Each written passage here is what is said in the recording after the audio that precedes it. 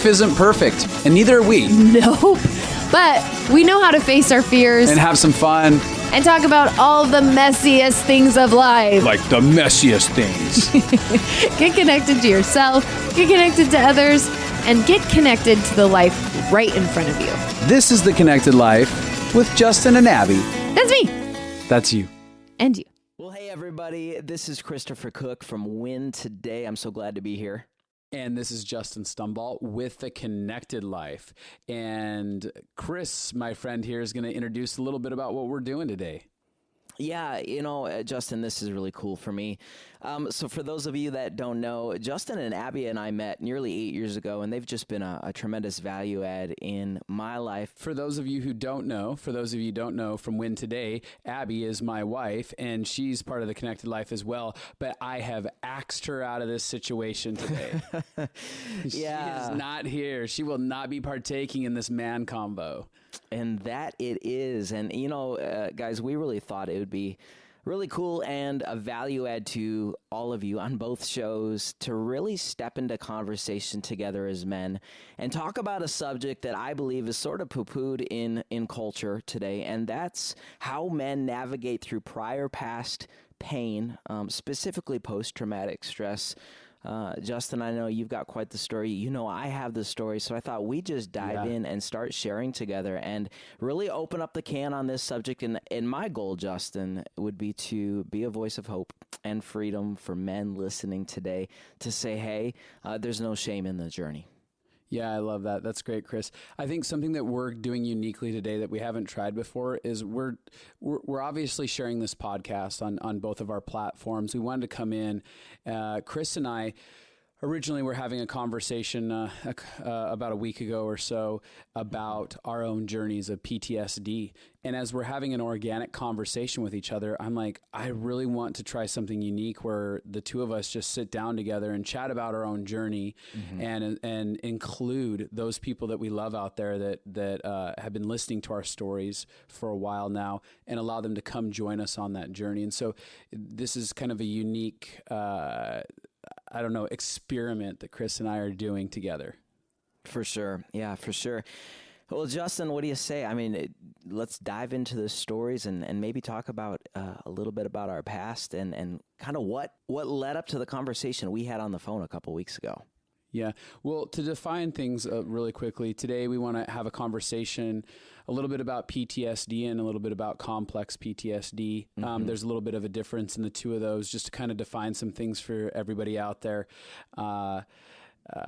PTSD itself is kind of defined as maybe a singular or a couple of singular traumatic events that feel really horrible. Maybe a lot of people, when they hear PTSD, they think of guys who have gone to war and they watched a friend die and they had explosions going off around them, or potentially like rape situations that people experience, or watching a murder or whatever that happens to be, but something that feels hyper dramatic.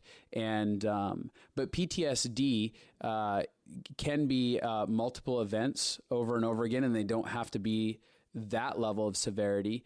But then there's also the concept of complex PTSD. And complex PTSD is an ongoing pain experience, a traumatic experience that you can't get out of. And that could be, we have people who I know that have complex PTSD because they grew up in alcoholic homes where there was a father that was constantly raging and hitting people, hitting mom, or, slamming doors, punching walls, craziness where you never knew whether or not you were safe, and it was compounded over and over again for years on end.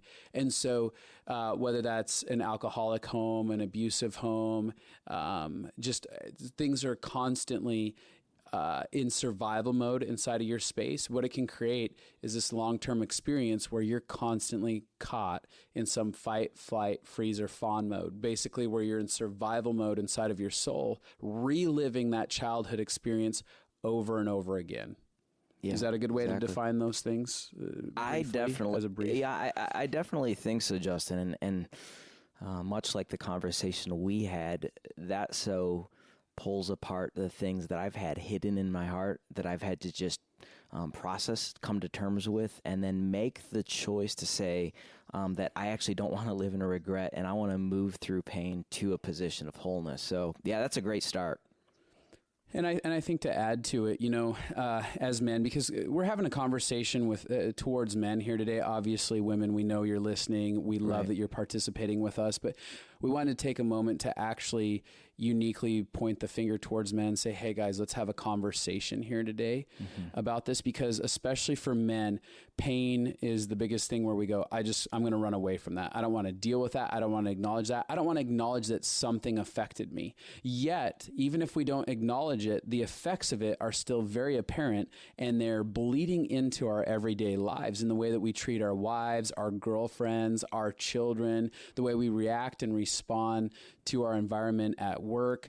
Pain is a driving force for all human beings. And previously, I used to do a podcast called The Liberation Project, a movement for manhood. And that was a big focal point for us, was actually diving into the reality of how pain is driving men, and our fear of facing pain under the guise of that's weakness, which it was really our fear of facing pain, was destroying so many men's lives. And it keeps us, I would say, trapped inside of a jail cell. So it's like we're living here on earth, but there's no life actually happening. We're just in a jail cell in our soul, in confinement, solitary confinement, I'd say. What would you say to that, Chris?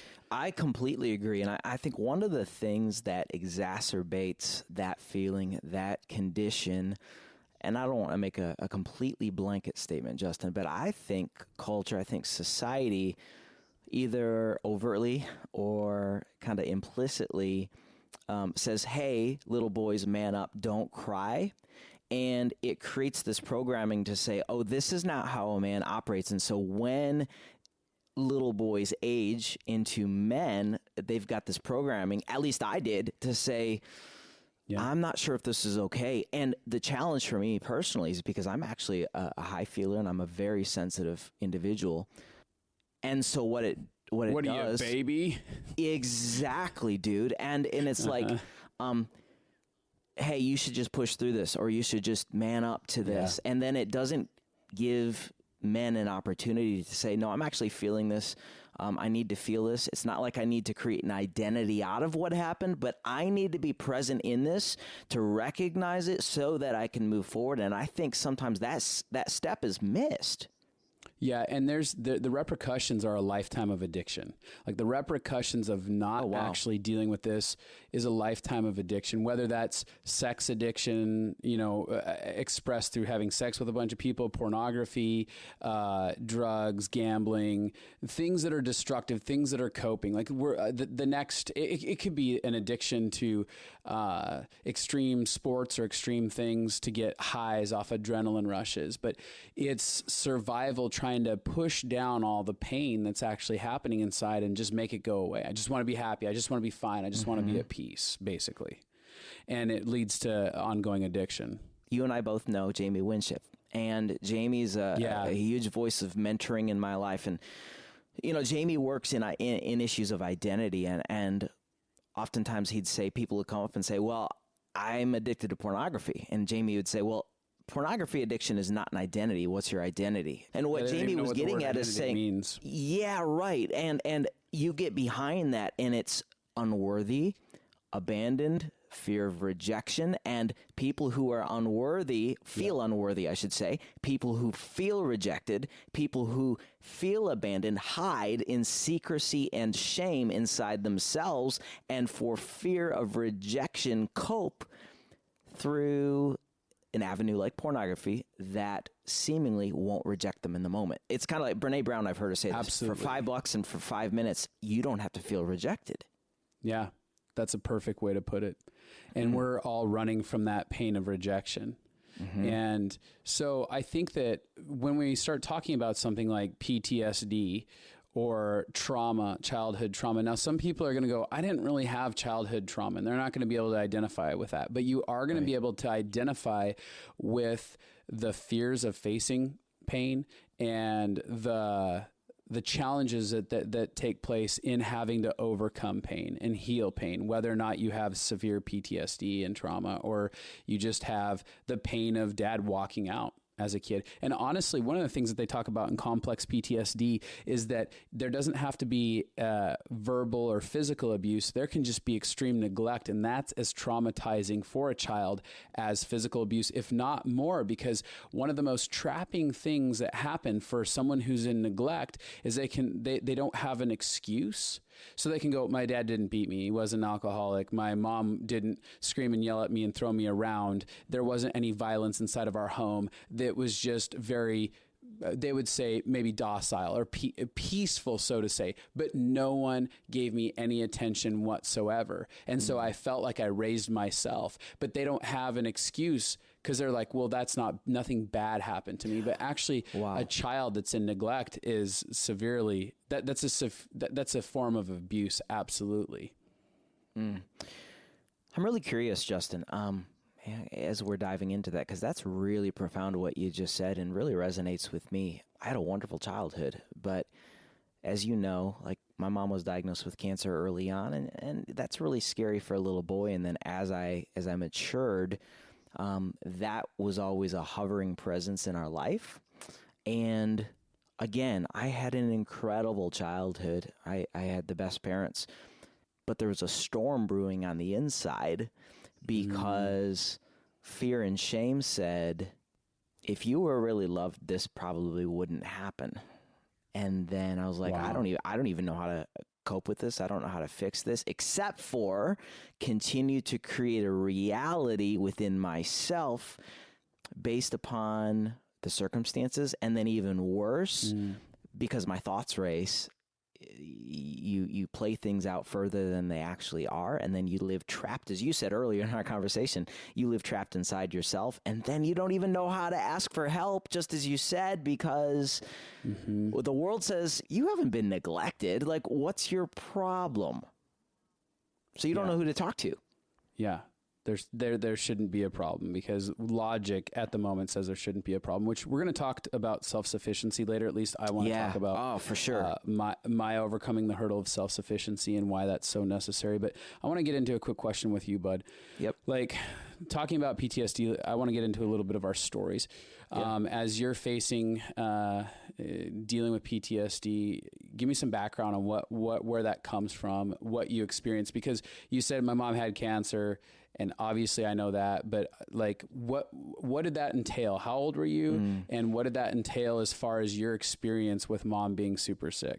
I was 11 when she was diagnosed. My little sister was 7. And, again, we had a faith-filled environment at home. Mom and dad didn't hide us from the reality of what's going on, but at the same time, we just knew stuff was going on.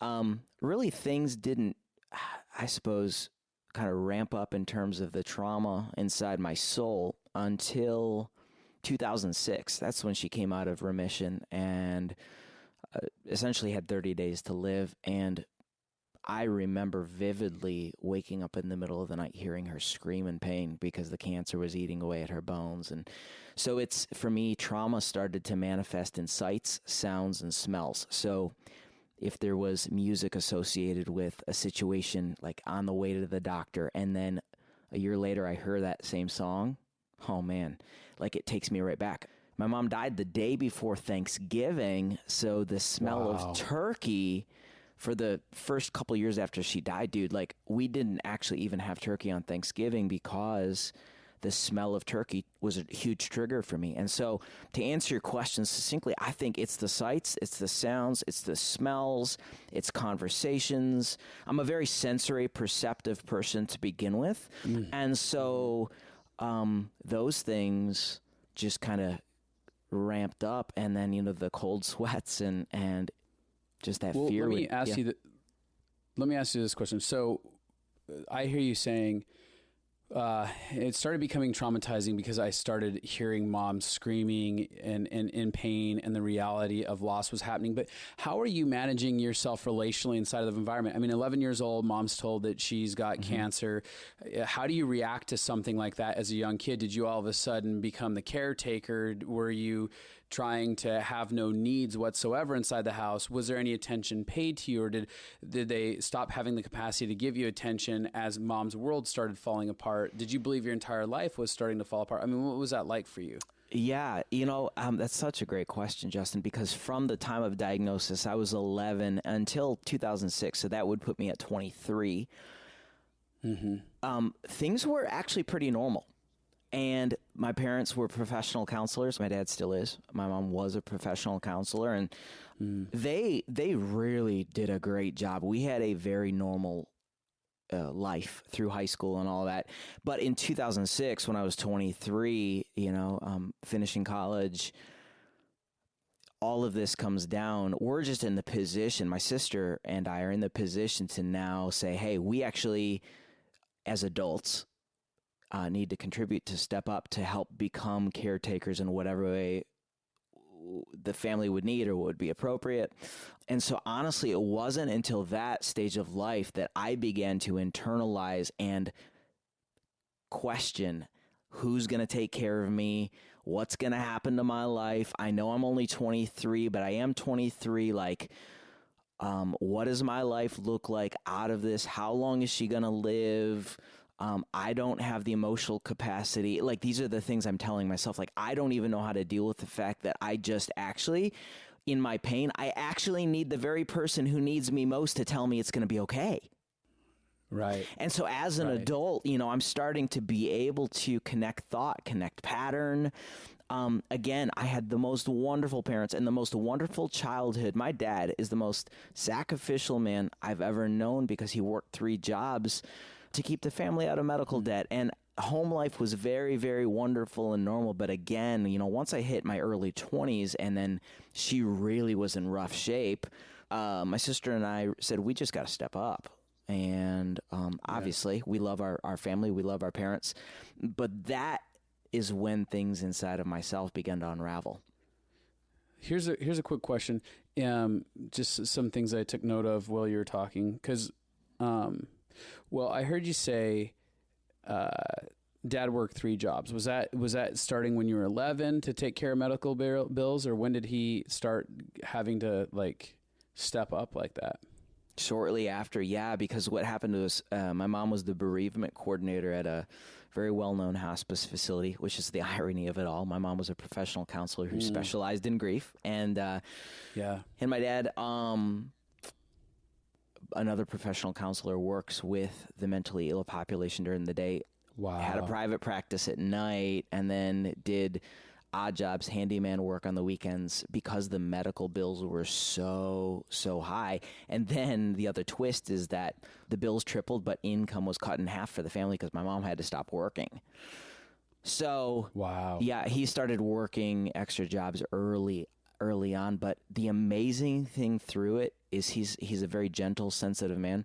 I never once felt neglected, that my needs weren't heard. And so it was a really, really profound experience through that. Can I ask you something on that? Sure. Because I'm going to anyways. That was just a nicety. Guys, this is Justin's in my relationship, and I love you for it, dude. It's just, it's great. So I'm just curious because I definitely hear that his heart, when he was there, he was there. Like he actually was kind and gentle, and you felt very loved by him being there.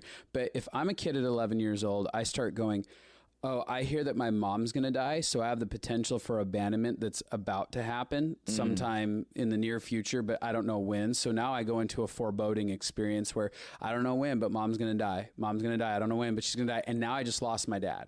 I love my dad. I feel loved by my dad, but my dad's really disappeared in critical times, not because he doesn't care about us, not because he's being neglectful. And I can see it. I can feel his love when he is present. But now a big, strong support of the house is gone for a lot of the time is what I'm hearing, but you can correct me. I don't think you felt unloved by him necessarily, but I'm curious, I'm empathizing, and I'm saying, oh my God, even if I felt loved by my dad disappeared, and I have the looming thing that my mom's going to disappear potentially too. What do you think in that? give me pushback or whatever. Yeah. Really, honestly, I never felt that. We felt so cared for in our souls early on. You said a word that I actually want to focus on for everybody listening to this conversation, and it's the word foreboding, because that's really powerful, Justin. A fear-motivated personality such as mine, who seeks security and safety. I'm an Enneagram 6, so that would inform a lot of listeners. Foreboding didn't come into play, and it did really severely at about 22, 23. Justin, it was almost like maniacal, like, oh, I look at the calendar and freak out. But I never did it like in my teenage years and growing up. I never had that foreboding sense until she came out of remission, and then it was like, because the doctor said she's going to die in 30 days. So it like turned a switch, and I said, oh my God. And then every doctor appointment, okay, I'll say this. Every time the phone rang, that was another trauma trigger, because we got used to, oh, it was Dr. I won't use his last name for confidentiality. It was the doctor's office calling. Yeah. So every time the flipping phone rang and I would hear that ring, I'd go, oh, and then my mind would run, dude. It would race. And I know, like, part of emotional maturity is learning how to wrangle our thought life, but I'm just saying, like, cancer's scary, and I was just scared. And so I didn't manage my thought life very well in that space. Well, here's why I brought that up. Here's my only thoughts, Chris, and I'm not going to go to like hammering this at all. But what I've perceived in my own journey with PTSD and stuff like that is that you begin the process of emotional flashback, and you had, what I'm saying is at 23, potentially you had justification to now have these emotions, which potentially were locked up, gridlocked inside, compartmentalized long ago. And all of a sudden at 23, it's the snapping point. It's now a logical snapping point, because mom is going to die. And now all of it comes to the surface because it has permission to be at the surface, because it's logical. And now all of it explodes. Now that may not have happened for you. I'm saying, like, hey, that's potential. And that may even be something worth you even contemplating, like, hey, did the source of that actually begin at 11 years old, but it was too much of an overload. And so I was able to compartmentalize until it fully became a reality. I don't know. But a lot of times the reason I bring that up is because a lot of people will have an underlying wound that they're carrying for years, but it takes the right puzzle pieces to come into play, and it locks in, and it goes, okay, now all this has permission to come. And so that's where I have guys come into my office who have their midlife crisis, panic attack, meltdowns, and they're all of a sudden trauma, and they're going, everything's falling apart for me, my world's falling apart. And I'm going, this started 10, 20, 30 years ago, but you could put it on aside on the table. But now that you have the perfect things, the business is falling apart, or bankruptcy got declared, or something perfectly hit, so now all of it can explode. And the only reason I point that out is a lot of times people will start trying to pick apart the pieces of their current trauma that's happening and that feels justifiable, yet they're not taking care of the kid inside. And what they're really having is what they call an emotional flashback. So they can legitimize, yeah, this should be painful, but the immensity of the trauma they're experiencing now is the emotional flashback of when they were 11, 8. And so that may or may not apply to you. But I want to point that out for people. Otherwise, you'll spin your wheels. Like, yes, it was so traumatizing that mom died in that moment. And yes, the taking care of her and wondering what was going to happen. But like, who's going to take care of me isn't a 23-year-old question. A 23-year-old doesn't go, who's going to take care of me? An 11-year-old starts screaming, who's going to take care of me? Dad's not here anymore and mom's sick. But I don't know. I mean, I'm just giving a conjecture that I might push back on. What are you feeling, Chris? No, dude, that is, it's really interesting because I think when it started for me was a few years before that event, because my mom and dad got divorced when I was a little boy. And I have had a root of fear, a fear motivation in my life since I was a little boy. Here's some irrationality, but maybe rational as a little boy. Justin, when I was a little boy, before my mom and dad got divorced, I had a mantra every single night. Number one, that they wouldn't go downstairs, that the lights had to be left on, and that they would check that the windows in my bedroom were locked because I was afraid of raccoons who live and lurk in the night getting into my room. Those were the 3 irrational fears in my mantra as a little boy. So then I remember the night I heard my mom on the phone with her coworker named Jean telling her that she and my dad were getting a divorce. That's before they sat us down. Wow. I remember hearing it.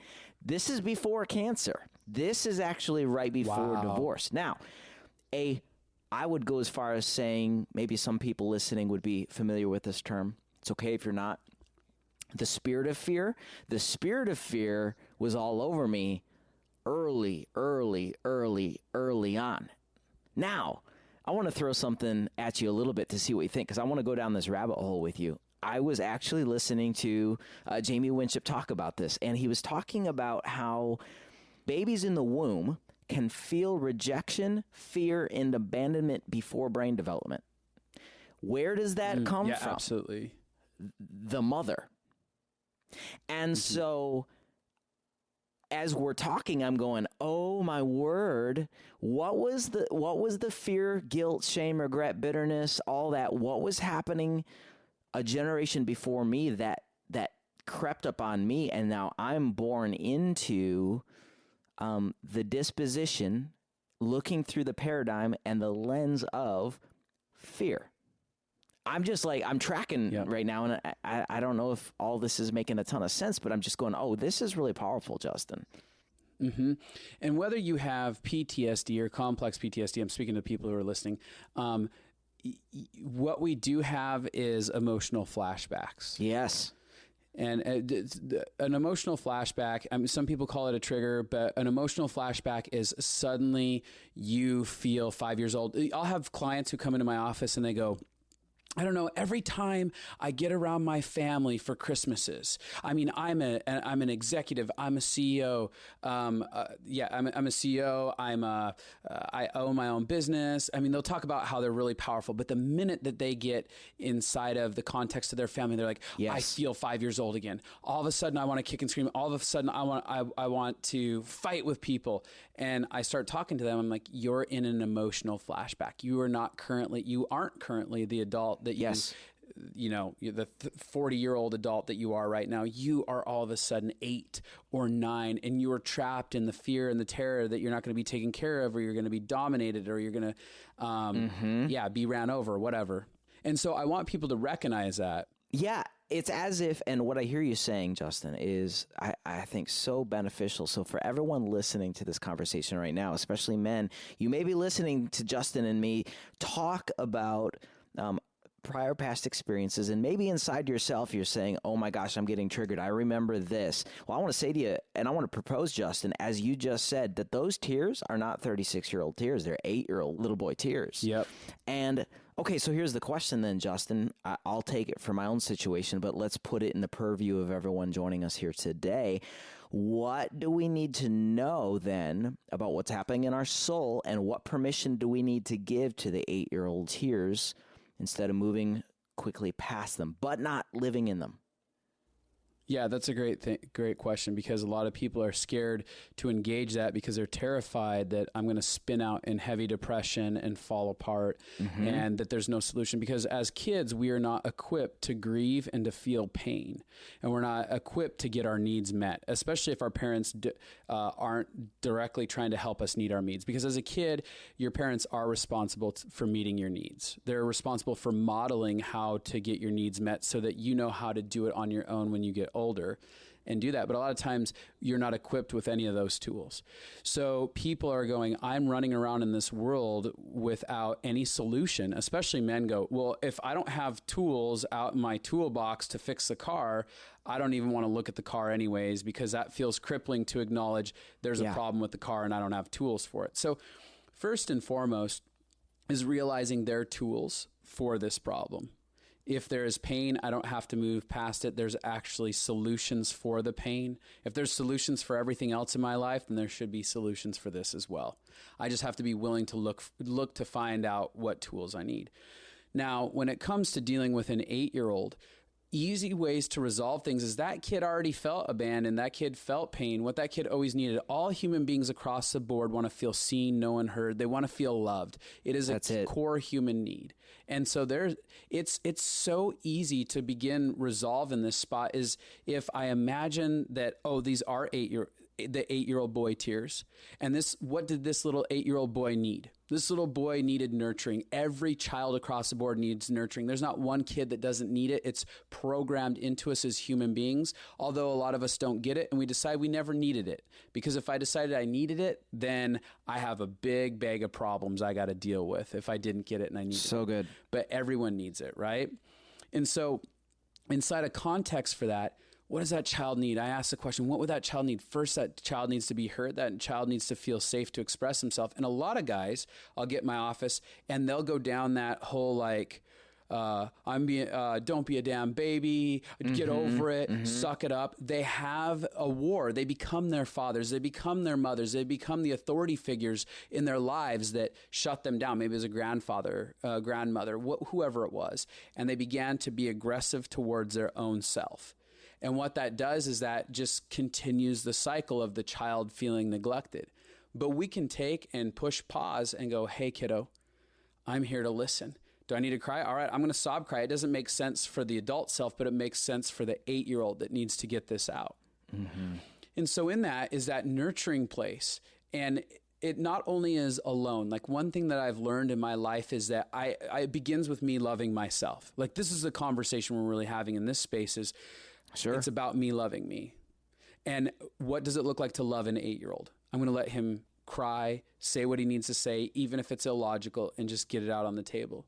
And then from that point forward, I'm going to welcome people into the process as well. I mean, now as a 36-year-old man, I remember just the other day I was in a bunch of pain and I walked up to my wife and I said, babe, I need you to hold me. I can feel the pain. Now I could have done it on my own, and we're going to get into self-sufficiency here soon. But I didn't. I chose not to because I know that healing comes in letting other people actually meet the need of nurture and care. And so I said, babe, will you just hold me? And she just holds me. And I go fetal position on the couch with her and I just start sob crying. And I start getting the nurturing that I needed for the little kid years ago. And what it does is it brings it full circle. And all of a sudden at a deep soul level, my heart goes, all right, I'm not alone. I'm being taken care of.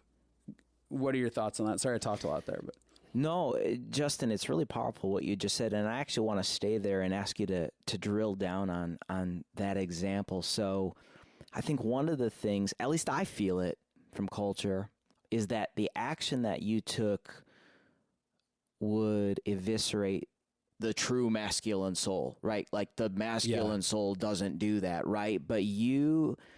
And thank God you have an amazing wife in Abby, and she can see that in you. She makes place for it. She doesn't demean you for it. She meets you in that place. She validates that place. What is that action that you took do for your masculine soul? I'd love for everyone to hear. And what I think you're getting at is it actually doesn't diminish the masculine soul. It fortifies the masculine soul to identify and connect with its true self. What are your thoughts?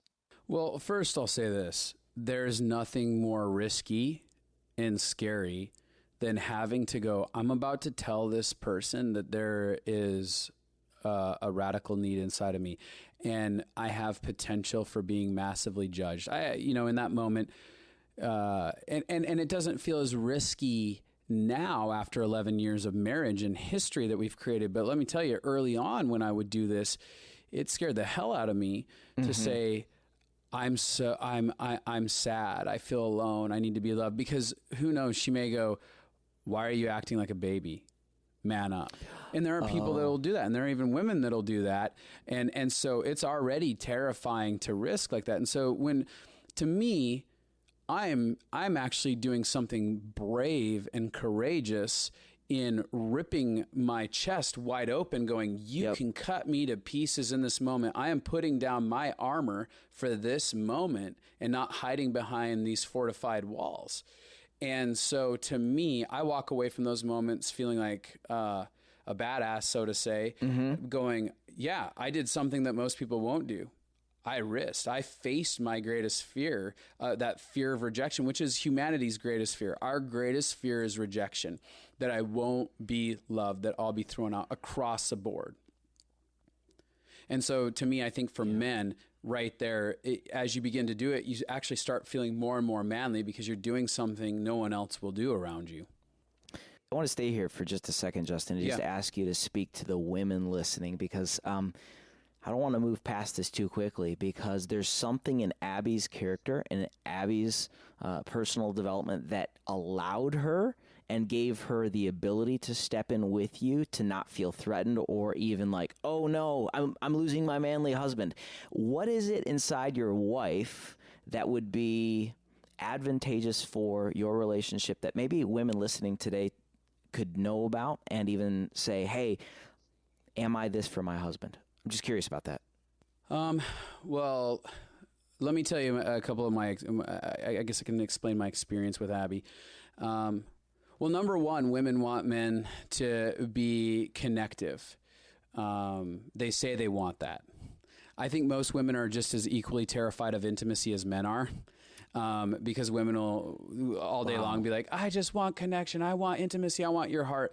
But the minute men give it, they don't know what to do with it. That feels really terrifying for them as well. Most women that get in relationships with men who can't connect to their heart and have never connected to their heart and emotions are just like, I can't believe he can't connect to himself. I'm like, but you married him, which means you're equally as scared of intimacy because you knew he couldn't do intimacy off the bat and you chose him for that purpose.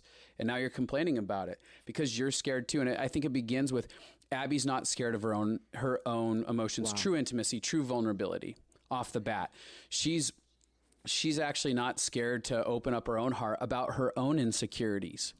And because if a man's going to do it and lead the way and actually take his role of leadership, and I believe men are meant to lead, and I'll say that a million times, and people potentially can get offended by that, but leadership to me is not domination, and it's not I am the last say so. Leadership is I am going to lead with vulnerability and kindness and tenderness. I'm going to lead with what I want. I'm going to lead with connection. I'm going to be deliberate. As a man, I'm going to take a role and go, I'm going to be deliberate about building connection and relationship and vulnerability here in this space. And that doesn't mean I know everything. It just means I'm going to create the invitations for it. And I'm going to bumble my way through it, even if I fall down on my face, and I'm going to be okay with falling on my face as long as I blaze a trail that gives my wife and my children permission to step into this space.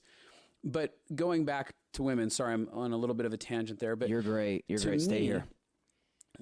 Yeah. One of the things that Abby did is that she didn't criticize my vulnerability. She wasn't scared of it. So she didn't get offended by it. And she would go, all right, I'm going to celebrate you. And with my wife, I haven't felt, if we get outside of the vulnerable moment, I didn't feel like she was constantly criticizing me.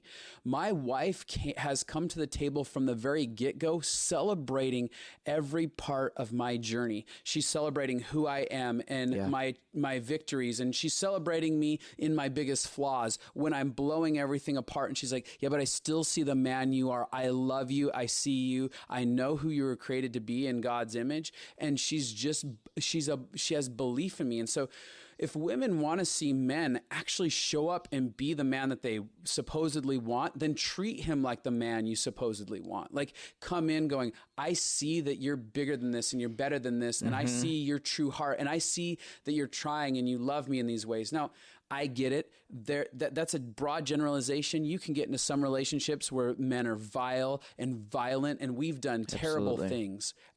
Absolutely. And there are women who are in codependent relationships where they're going, I do believe in him and he just keeps cheating on me. That's a whole different conversation.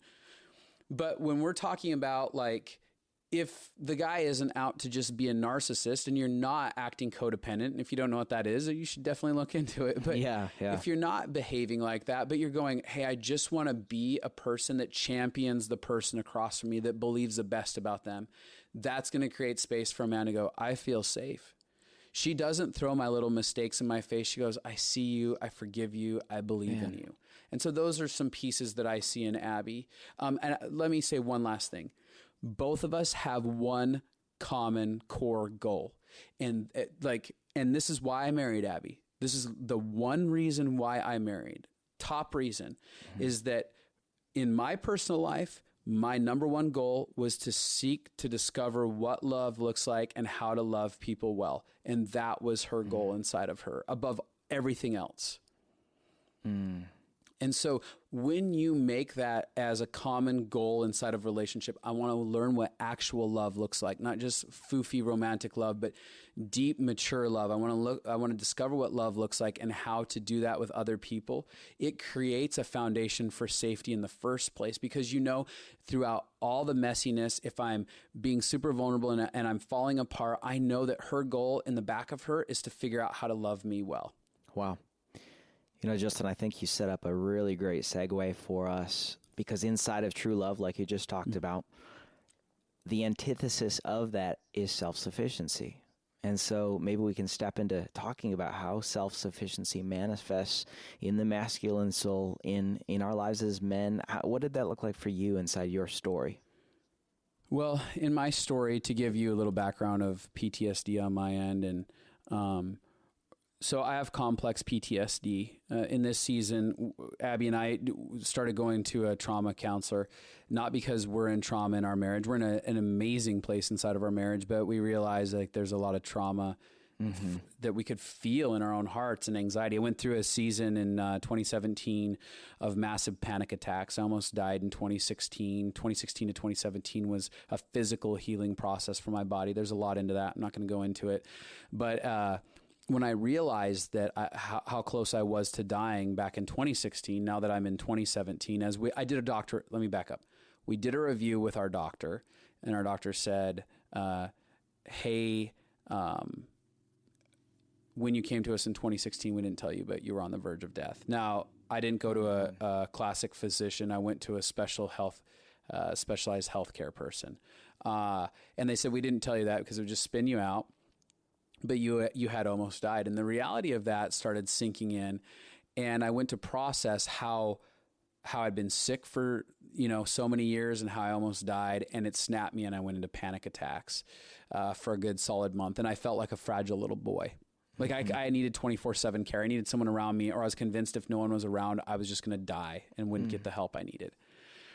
And from 2017 into 2018, I was slowly repairing from the panic attacks, and there's a lot that goes into that. But coming up here in 2019, I could still feel the lingering of anxiety, and I'm like, this is still leftover trauma. This had nothing to do with panic attacks. The panic attacks also revealed trauma that was there historically. And in looking honestly at that, we got in with this trauma counselor, and I started sharing my history. Now, my history, I've gone on a large, massive healing journey with both my mom and my dad. But in my childhood, I was verbally, physically, and emotionally abused by my mom. And my dad was incredibly neglectful in the household and just disconnected and passive. And then outside the house, he was very aggressive on his job sites at work. Now, with that said, Abby and I start talking with this trauma counselor and explaining my early onset experiences in marriage. And early on in marriage, we would get into these arguments and she would ask me like, what are you thinking? What are you feeling? And I'm like, I don't know. I don't know. Like I literally couldn't access anything. I would totally shut down. And it's not that I didn't want to. And basically she was just like, you're being a chicken, you're avoiding. And she'd keep getting aggressive until I'd explode. I'd lose it, yelling and screaming because I couldn't get her to stop. I couldn't give her what she wanted. I felt like I was 5 years old. I was scared that she was going to start hitting me, even though she had shown no physical violence towards me. And as we're sitting across from this therapist, she just says, Abby, for sure your husband had and has and is recovering from complex PTSD. And as she begins to explain it, Abby goes, oh my gosh, I didn't realize that literally you didn't have the capacity to share. And so what was the original question? You're sharing so many great things right now, and it's so vulnerable of you to step into the space. So thank you for that. I think where I segued was we had intention on talking about how self-sufficiency manifests. Oh, there it is. Sorry. Yeah. You're good. Yeah. You're good, bud. So as we got into this, I started reading this book called Complex PTSD from Surviving to Thriving by Pete Walker. Powerful book. Powerful book.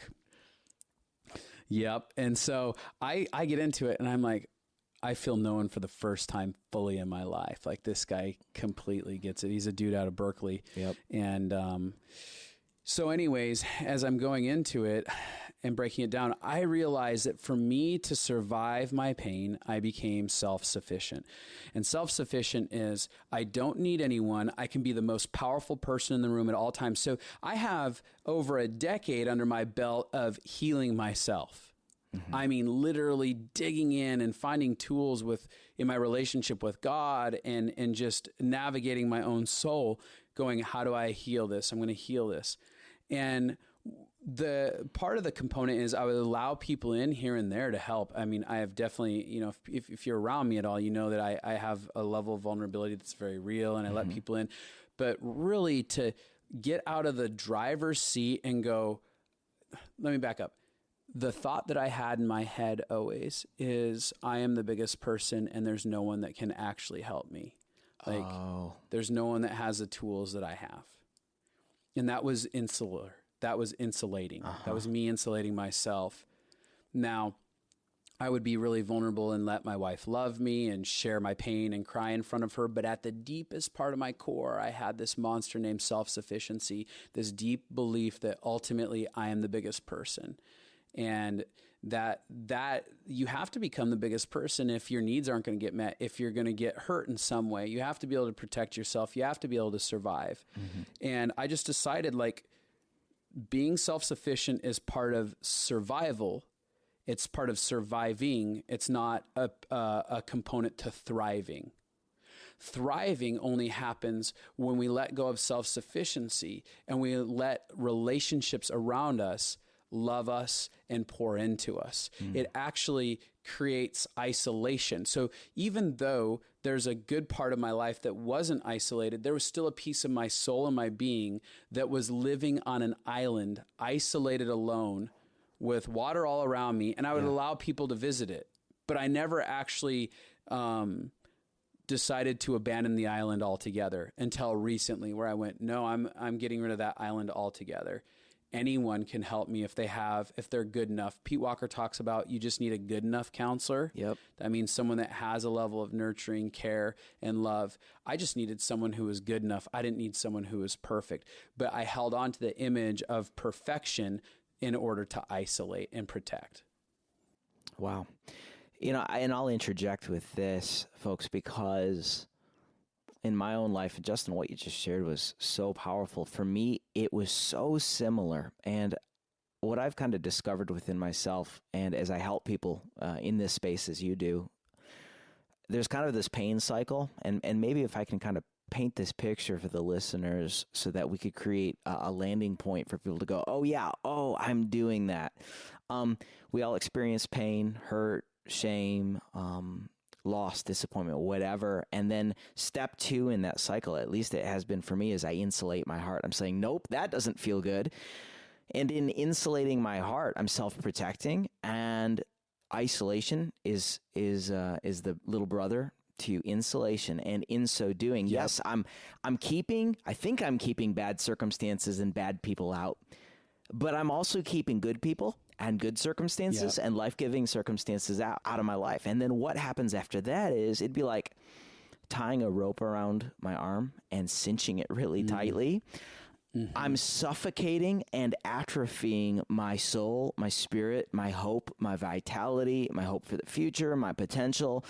And then that thing, metaphorically, proverbially, just is atrophied. And then my recourse is shame and blame. Yeah. God, if you would have loved me, you wouldn't have let this happen. Yeah. Significant other, if you would have loved me, this would not have happened. Yep. And then because of the shame and the blame, guess what? I feel more pain. And then I insulate my heart even more, and I isolate even more, and I suffocate and atrophy even more, and I turn to shame and blame even more. And that cycle just doesn't stop. Well, I was just going to say, what you do is you create a victim out of yourself. Yes. Choosing to be self-sufficient actually makes you a victim. I will make That's myself powerful, a Justin. victim. And I will talk about how no one cares, no one loves me. You victimize yourself, and actually you destroy your power. So even when you talk about masculine journey and becoming masculine and powerful as a man, you can only truly feel powerful when you choose vulnerability, because otherwise you'll just live as a victim. Mm-hmm. It'll be perceived as power, but it's a false form of power. Yes. Until you start owning your life and going, no, I got myself here. I've isolated myself. I actually need people. People are actually really good. You'll always have a skewed view of how you relate to people. You'll want to dominate people.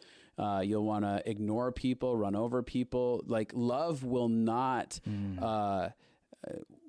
be your master. If fear is your master, love can't be your master. And as long as fear is your master, you'll always be in a position of powerlessness rather than in a position of power, because true power is only found rooted in love. Wow. Okay, then 2 questions. First is, what's the difference then? What can people listening right now, Justin, know between victimization and then living in the identity of a victim?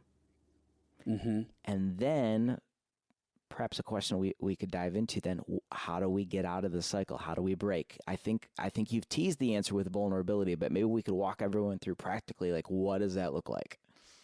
Yeah. Well, I think so there'll be people that are like, no, I really was victimized. There was an experience that happened to absolutely Totally. Something happened. There's a difference between victim mentality and having a victimhood moment. Like, as a kid, I didn't ask for the abuse. I didn't even put myself in that situation. But I was victimized in that moment. However, being a victim, living with a victim mentality is absolutely different. A victim mentality says everything happens to me and there is nothing that I can do in my personal power to change my situation. Mm-hmm. And that's radically untrue. There was I forget the book and the quote fully, because I'm just in another space right now, but some of the people that had survived the Holocaust had said, they could basically do the most horrific things to us. But the one thing that they couldn't do is they couldn't control our heart. They couldn't. Viktor Frankl. They couldn't. That's who it was. Yep. They couldn't decide whether, I got to choose whether or not we forgave, we loved, we healed, we hoped, like whatever it happened to be. And that's one thing that in order to get out of victim mentality and heal from that, we need to realize that we are now in control of our lives internally. I have no control of my external situations. I mean, I can try my best. I can live in the illusion of control. I can apply my own personal decisions to my outside circumstances, but I'm not in control of whether or not Chris hits the end button right now in this and just walks away from this interview and is done. I'm not in control of my wife. They get to act and react however they want, but I can always manage my soul, and I can choose to heal, and I can choose to forgive. And that's how you begin to get out of the process, is when you decide, I want to live first and foremost. Man. Because the only time you'll ever live is when you're living from a posture of owning your own heart and dictating what's going to go on inside of it. And I think that's the first step. I want to actually live an abundant life. I want to live life and life more abundantly. And how am I going to do that? Well, I'm going to learn how to manage my own heart. And how am I going to manage my own heart? I don't know. I'm going to start by figuring out how to be vulnerable, how to be honest with myself and what's going on inside of me.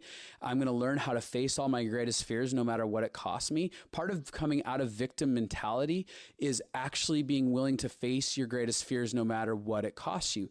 The reason that we as men stay trapped inside of our cages of pain is because we are allowing fear to be our God. And until we decide to divorce fear and face it head on, it doesn't mean that we can't have fear. It's, what are we going to do with it? Are we going to face it or run from it? And in running from it, we have spent years justifying running from it. We've made up excuses for why fear is there. I just don't want to do that. That's just not me. That's just not in the cards for me. Mm-hmm. No, it's because you are justifying your fear. And part of getting out of being a victim and part of becoming a powerful person and part of coming fully alive is foundationally right here in this. I'm going to face my fear, because every time I face fear head on is a place where I break open and make room for love to make itself manifest in my life. And love making itself manifest means care and kindness and gentleness and truth getting in and healing something inside of me.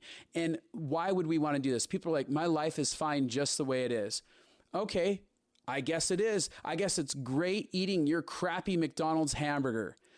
But the minute you taste of steak, good $50 piece of steak, you go, oh my God, why would I ever eat McDonald's if I could have access to steak? And as you begin to taste of this, a better life outside of it, you go, why would I not? Why would I not face my fear? And some of you aren't willing to even hope enough. Some of you have had so much pain that you, because of disappointment, that you go, I don't even want to try it. Because I feel so failed inside of my history and so let down that I don't want to face one more disappointment because of my fear of having more pain. And so part of my rant in this is there's an invitation for you to be shaken out of your normal, everyday, boring life and actually come into a place where you actually feel alive. I said years ago, look, here's the reality. I had a battle with God years ago, and I know I'm on a rant, and sorry, Chris. No, dude, stay there. I love it. People need to hear this. I had a battle years ago because for me, I grew up inside of a faith environment. And there's a scripture, and it talks about God giving us life and life more abundantly. But I was like, this life is crap. I don't feel a more abundant life. I was pissed. And I was like, if this is real, then it has to become real. Because if this is what I signed up for, this life where I feel defeated and hopeless and powerless and sad and depressed and suicidal all the time, then this is pointless. And so I actually started pulling on heaven and going, I want to know what abundant life actually looks like. I put a demand on it. And so I started fighting for it. And that meant I'm willing to do whatever. So many of us are not willing to do anything for freedom. Freedom costs something. Freedom's free, but it costs something. It costs being willing to have a tug of war inside of our soul. It costs us being willing to be humble and go, I don't have all the answers. I need help. I feel scared. I feel alone. But that demand to actually, if we're going to live this life, because I was suicidal for so long, if I'm going to actually live here, I don't want to live feeling suicidal my entire life. I don't want to live just existing. If I have to be here on planet Earth, I want it to be the best it can possibly be. So there's this rally that started happening inside of me saying, I want an abundant life. Anyways, I don't know where I'm going with that. It's an invitation. Yeah, that's right. Is what it is. Go ahead. Folks, the day that you decide that the purpose on your life is greater than what happened to you is the day you will have the inner fortitude to be able to take the first step toward wholeness. And what Justin just said is so powerful, because change is not necessarily going to happen overnight. It didn't happen for me, but that progress and the willingness to take a step and not quit is really where the ground begins to break. Justin, there's a man named Bartimaeus in the Bible, and he was blind. And so maybe some of you don't know the story, and that's really okay. So it's just the story of a blind man who sat by the roadside every single day, and Jesus, the healer, the king himself, was coming, and Bartimaeus heard, and it's in Mark chapter 10, verse 52. The Bible says that Bartimaeus got up and threw off his outer garments and ran to Jesus and said, Son of David, have mercy on me. And so the question I want to ask everyone listening to this conversation is this: what are the outer garments you're wearing? Fear? Guilt, shame, victimhood? Because the day that you say, this is not my identity, this legitimately happened to me. I'm not taking an eraser to this point in my life. I'm just saying, this is not my identity. I'm not going to be ruled by this. The day that you decide to throw off your outer garments and run toward your purpose and toward your identity, things will change. But you have to say yes. And that's part of the beauty. You have to say yes. Beauty and the beauty and the Achilles heel almost for us as humans is we've been given free will.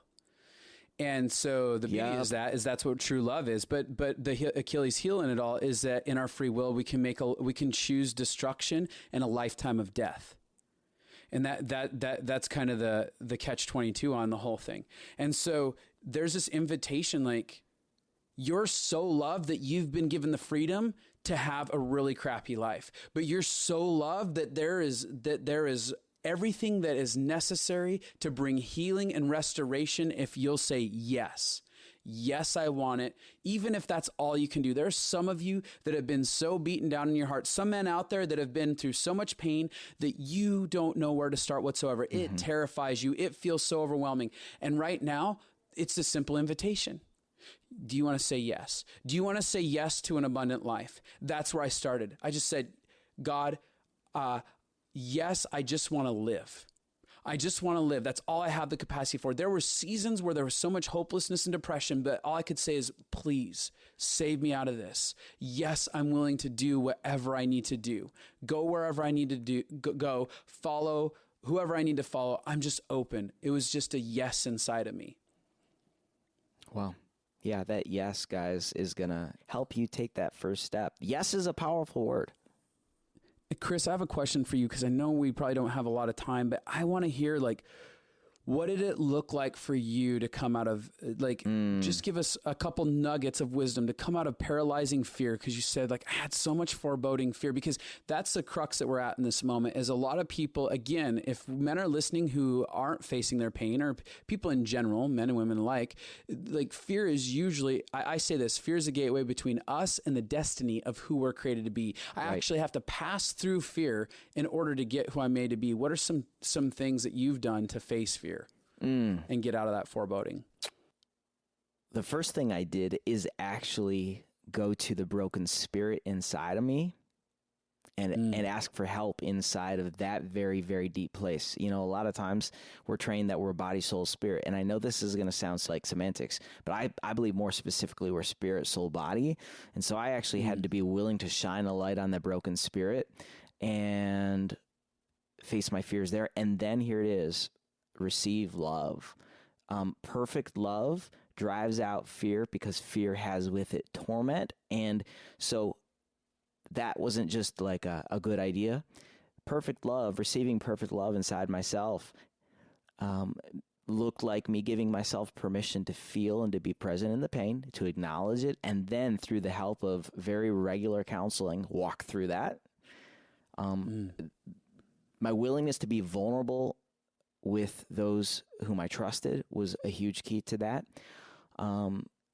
Me taking intentional steps to take stock in my thought life. I developed a thought journal. So every time I had a thought that was based in fear or just foreboding, I wrote it down, and I didn't look to process it right away. I just said, I've got to write this down to bring it out into the light so that later when I went to process, I could go, okay, what's truth in this?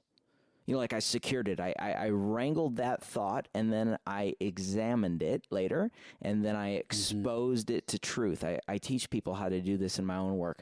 The acronym is C. We secure our fears, we examine our fears, then we expose our fears to truth. So I did that. Yeah, and then honestly, Justin, this is going to sound a little silly, but I made sure I laughed. I put myself in positions to have fun and laugh. Dinner with friends.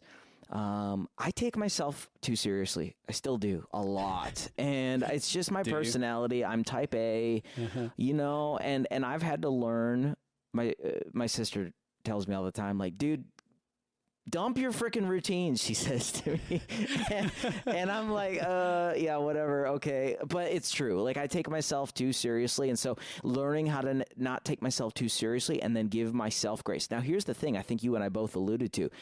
I would assume that you and I are actually hardest on ourselves than anyone else is hard on us. And so, yeah, I really had to learn how to do that. And again, folks, that's a great key, big key. Yeah. Like, this was not an overnight thing. In 2014 is when I said, I can't do this anymore. I can't live like this. So the key began to turn again when I came to the realization of the fact that the purpose of my life was greater than my past. And also the recognition, Justin, I think as a man, saying, like, the pain of regret is going to be worse than the pain of making a change. That's huge. Yes, that was really, really big. People say I have no regrets. Bull crap. Oh, it's complete bull You're just crap. ignoring it totally is.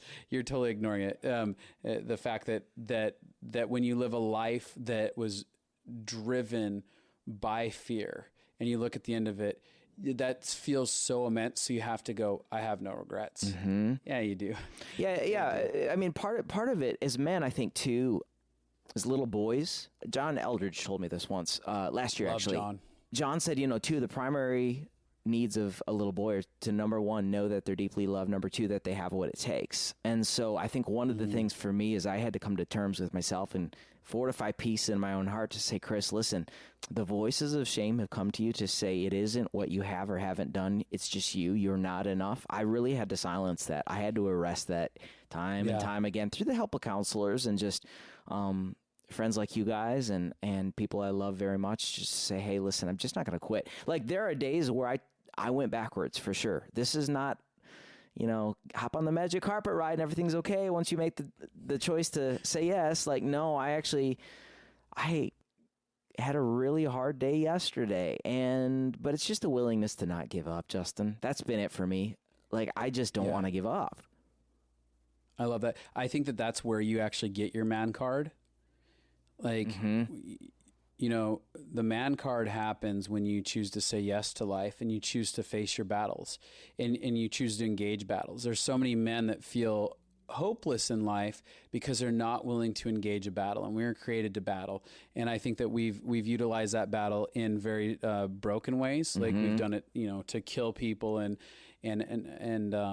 wage unnecessary wars and stuff like that. But what if we actually started to do the real battle that we were invited into, which was a battle at a soul level of not trying to dominate others, but actually bring healing to our soul and overcome our fears inside of us?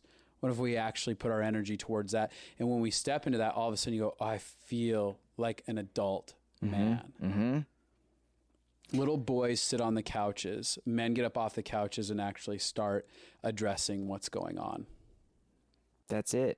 That's really it. I mean, go back. I know everyone's hype about the Enneagram. As an Enneagram 6, anxiety and fear is really commonplace in terms of a coping mechanism, but actually in a really true identity and our true self, we're the most courageous people on the planet because we have to show up every single day amidst the anxiety and say, nope, I'm showing up. Yep. So yeah, that's it, Justin. I mean, I think you nailed it, man. I love those answers that you gave with that. Thanks, Here's man. the deal: is we got to wrap this up for the sake of our time on both of ours. But first, I want to say, Chris, thank you for sharing this with me. Obviously, we didn't know how this was going to go because it's an experiment. Right. How do we bounce back and forth and interview each other, kind of, and just have an organic conversation? But I just want to say thank you for allowing me to participate with you on your platform and do this. Oh, man, likewise. I mean, here we are on The Connected Life, and I just want to say the same thing to you, all of you listening right now who have allowed Justin and Abby into your world. They are the real deal. And Justin, I suppose I just want to say that to your audience on your behalf. You and Abby are the real flipping deal. And I love you both. Thanks, man. Thanks for sharing your platform with me, too. This has been really, really fun, and I can't wait for the three of us to do this again together. It's going to be fun.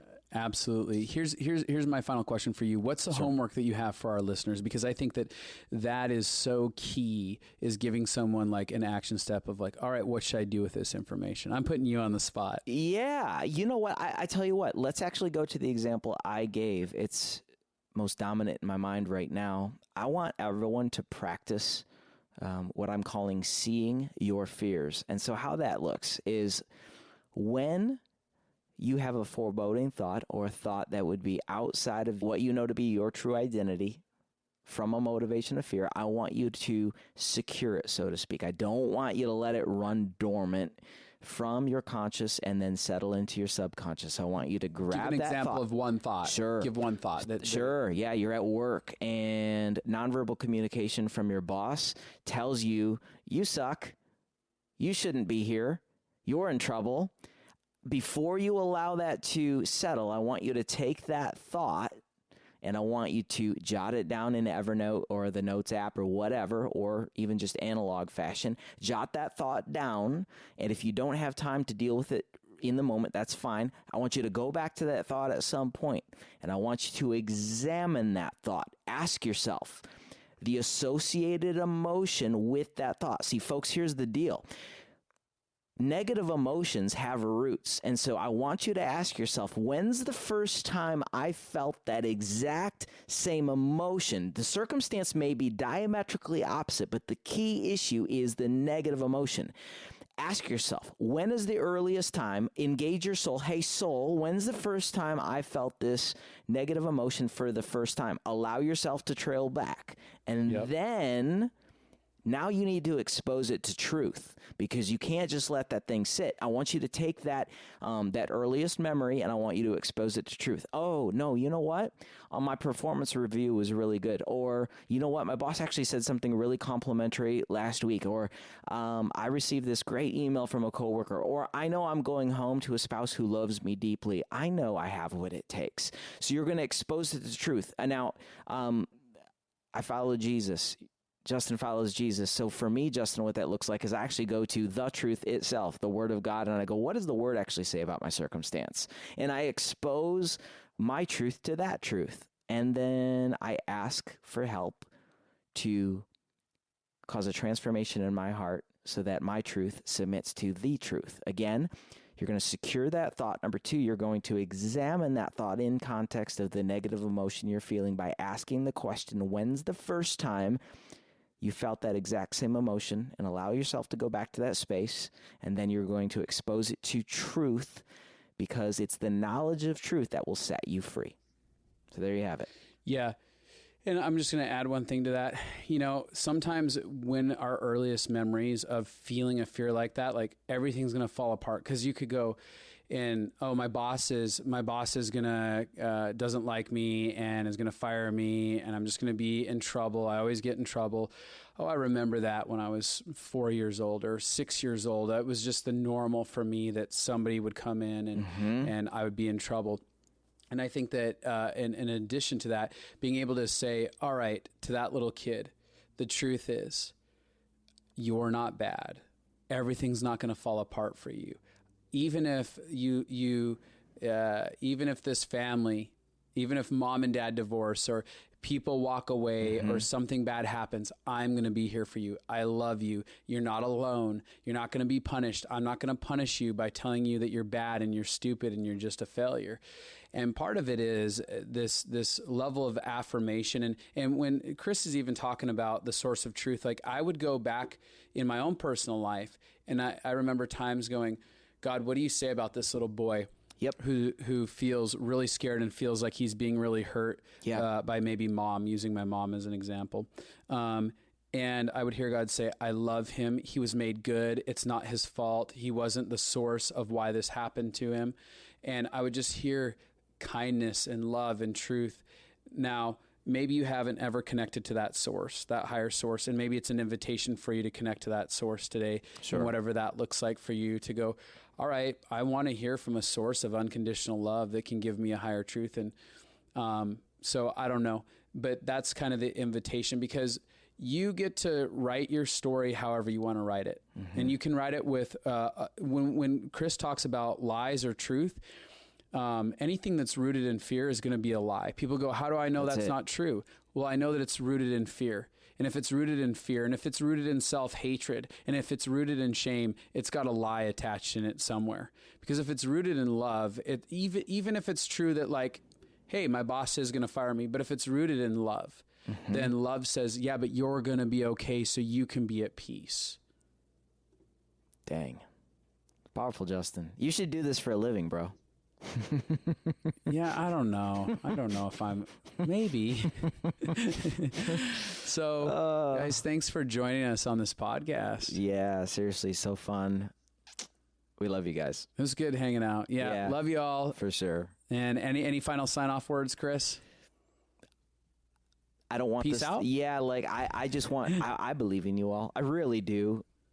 there are thousands of people listening right now between our platforms. And I just want to say, I wish I could grab each of you by the shoulders and say, I freaking believe in you. I just do. Yeah. Yeah. So You have what it takes. you have You're what more it than takes. enough. Yep, that's right. All right. Well, peace out. Peace.